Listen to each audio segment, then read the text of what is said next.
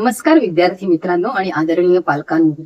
Maharashtra medical career counselling या YouTube channel तर्फे मी आपली मार्गदर्शक शमी महाडेश्वर तुम्हा सर्वांचे मनापासून स्वागत करते.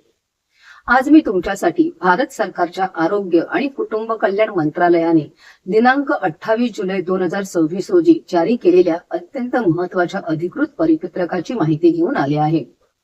नीट यूजी 2026 काउन्सिलिंग काही दिवसात सुरू होणार असून त्यापूर्वी मेडिकल काउन्सिलिंग कमिटी म्हणजेच MCC ने संपूर्ण ऑनलाईन काउन्सिलिंग प्रक्रियेमध्ये काही महत्त्वपूर्ण बदल केले आहेत. या बदलांचा उद्देश काउन्सिलिंग प्रक्रिया अधिक पारदर्शक, सुलभ आणि विद्यार्थी हिताची बनवणे हा आहे. त्यामुळे नीट यूजी 2026 द्वारे MBBS, BDS तसेच इतर वैद्यकीय अभ्यासक्रमांना प्रवेश घेणाऱ्या प्रत्येक विद्यार्थ्याने ही माहिती काळजीपूर्वक समजून घेणे आवश्यक आहे. या परिपत्रकातील पहिला आणि सर्वात महत्त्वाचा बदल म्हणजे अपग्रेडेशन निवडणाऱ्या विद्यार्थ्यांना आता प्रत्येक राऊंड नंतर प्रत्यक्ष महाविद्यालयात जाऊन रिपोर्ट करण्याची आवश्यकता राहणार नाही. यापूर्वी विद्यार्थ्याला एखादे कॉलेज मिळाल्यानंतर पुढील राऊंडमध्ये चांगल्या कॉलेजसाठी अपग्रेड घ्यायची असल्यास अनेक वेळा महाविद्यालयात प्रत्यक्ष जाऊन प्रवेशाची औपचारिकता पूर्ण करावी लागत होती. त्यामुळे विद्यार्थ्याचा वेळ, प्रवासाचा खर्च आणि अनावश्यक धावपळ वाढत होती. आता मात्र विद्यार्थ्याने अपग्रेडचा पर्याय निवडल्यास त्याचा प्रवेश काउन्सिलिंग सिस्टीम मध्ये वैध राहील आणि तो पुढील राऊंड मध्ये ऑनलाईन सहभागी होऊ शकेल. ही सुविधा विद्यार्थ्यांसाठी निश्चितच मोठा दिलासा देणारी ठरणार आहे. दुसरा महत्त्वाचा बदल म्हणजे ऑनलाईन रजिस्ट्रेशन फॅसिलिटी. आता नियमानुसार विद्यार्थ्याला मिळालेली सीट सोडायची असल्यास त्यासाठी प्रत्यक्ष कॉलेजमध्ये जाऊन अर्ज करण्याची गरज राहणार नाही.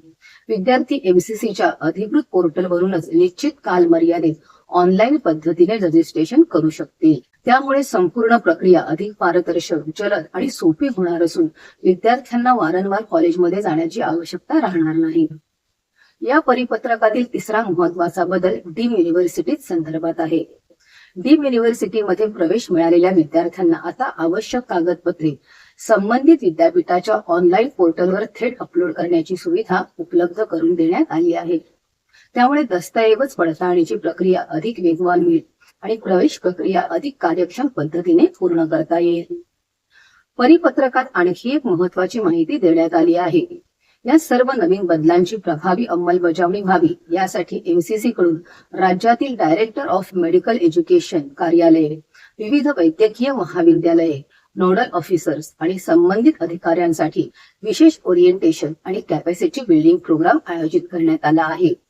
मे आणि जून 2026 या कालावधीत विविध प्रशिक्षण कार्यक्रम पार पडले असून 27 जुलै 2026 रोजी MCCच्या अधिकाऱ्यांसाठी विशेष प्रशिक्षण सत्रही आयोजित करण्यात आले, अशी माहिती या परिपत्रकात नमूद करण्यात आली आहे. यावरून स्पष्ट होते की नवीन व्यवस्था पूर्णपणे कार्यान्वित करण्यासाठी केंद्र सरकारने आवश्यक तयारी आधीच पूर्ण केली आहे. या परिपत्रकाचा मुख्य उद्देश म्हणजे संपूर्ण काउन्सिलिंग प्रक्रिया अधिक डिजिटल, पारदर्शक आणि विद्यार्थी हिताची बनवणे हा आहे. ऑनलाईन सुविधा वाढल्यामुळे विद्यार्थ्यांचा वेळ वाचणार आहे, अनावश्यक प्रवास टळणार आहे, कागदपत्रांची देवाणघेवाण अधिक सुरक्षित होणार आहे आणि प्रवेश प्रक्रियेमधील मानवी चुका कमी होण्यास मदत होणार आहे. विद्यार्थी आणि पालकांनी आता एक गोष्ट विशेष लक्षात ठेवली पाहिजे. पुढील काही दिवसात MCC कडून काउन्सिलिंगचे वेळापत्रक जाहीर होणार आहे. त्यामुळे अधिकृत MCC वेबसाईट नियमित तपासणे, आवश्यक कागदपत्र तयार ठेवणे, प्रत्येक राऊंडचे वेळापत्रक काळजीपूर्वक पाळणे आणि कोणतीही अंतिम मुदत चुकू न देणे अत्यंत आवश्यक आहे. येथे आणखी एक महत्त्वाची बाब समजून घेणे गरजेचे आहे. या परिपत्रकात नमूद करण्यात आलेले बदल प्रामुख्याने 15% ऑल इंडिया कोटा आणि 100% डीम युनिव्हर्सिटी काउन्सिलिंग संदर्भात आहेत. महाराष्ट्र राज्याच्या CET सेल काउन्सिलिंग मध्ये यापैकी कोणते बदल लागू केले जाणार आहेत याबाबत अधिकृत माहिती जाहीर झाल्यानंतर त्याचेही सविस्तर विश्लेषण आपण या चॅनेलवर पाहणार आहोत. सध्या हे नवीन नियम केवळ 15% ऑल इंडिया कोटा, AIQ आणि 100% डीम युनिव्हर्सिटीसाठी लागू असले तरी भविष्यात राज्य सामायिक प्रवेश परीक्षा कक्ष CET सेल सुद्धा विद्यार्थ्यांच्या हिताचा विचार करून अशा डिजिटल व पारदर्शक सुधारणा राज्य स्तरावरील काउन्सिलिंग मध्ये स्वीकारण्याची दाट शक्यता निर्माण झाली आहे. माझ्या मते MCC काउन्सिलिंग प्रक्रियेमध्ये करण्यात आलेले हे बदल विद्यार्थ्यांसाठी अत्यंत महत्त्वाचे आणि स्वागतार्ह आहेत. योग्य माहिती असल्यास प्रवेश प्रक्रिया अधिक सुलभ होईल आणि अनेक अडचणी टाळता येतील.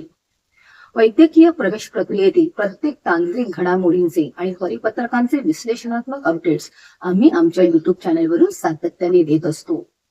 वैद्यकीय प्रवेश प्रक्रियेत योग्य मार्गदर्शन आणि काउन्सिलिंग अत्यंत महत्वाचे आहे. MBBS, BDS, BAMS, BHMS, BPT या सर्व कोर्सेससाठी आम्ही विद्यार्थ्यांना त्यांच्या योग्यतेनुसार संपूर्ण मार्गदर्शन करतो. तसेच त्यांच्यासाठी योग्य प्रेफरन्स लिस्ट तयार करून देतो. रजिस्ट्रेशन पासून ते अलॉटमेंट पर्यंत संपूर्ण प्रक्रियेची जबाबदारी आम्ही घेतो. तसेच कागदपत्र व्हेरिफिकेशन पासून प्रत्येक टप्प्यावर अचूक मार्गदर्शन करून कोणतीही चूक होऊ नये याची काळजी घेतो. काउन्सिलिंग मधील तुमच्या सर्व शंका, चुका आणि गोंधळ दूर करून तुमचा प्रवेश प्रवास अधिक सोपा आणि यशस्वी बनवतो. म्हणूनच योग्य आणि अनुभवी काउन्सिलरकडेच काउन्सिलिंग जॉईन करा. जर तुम्हाला आमची पेड काउन्सिलिंग हवी असेल तर 93 25 26 15 62 या नंबरवर आम्हाला पेड असा मेसेज करा. तसेच नीट UG 2026 परीक्षा आणि काउन्सिलिंग संदर्भातील सर्व फ्री अपडेट मिळवण्यासाठी आम्हाला 93 25 26 15 62 या व्हॉट्सअप नंबरवर फ्री अपडेट्स असा मेसेज करा व आमच्याशी जोडलेले राहा. तुम्हाला काउन्सिलिंग संदर्भात कोणतीही वैयक्तिक शंका असल्यास कमेंट बॉक्समध्ये नक्की लिहा किंवा आमच्या केंद्राशी संपर्क साधा. हा व्हिडिओ आपल्या इतर गरजू विद्यार्थी व पालकांसोबत नक्की शेअर करा. अशाच अधिकृत, अचूक आणि विश्वासार्ह मेडिकल प्रवेश मार्गदर्शनासाठी Maharashtra medical career counselling Virar या युट्यूब चॅनलला सबस्क्राईब करायला विसरू नका. पुन्हा भेटूया अशाच माहितीपूर्ण पुढील व्हिडिओमध्ये. तोपर्यंत धन्यवाद.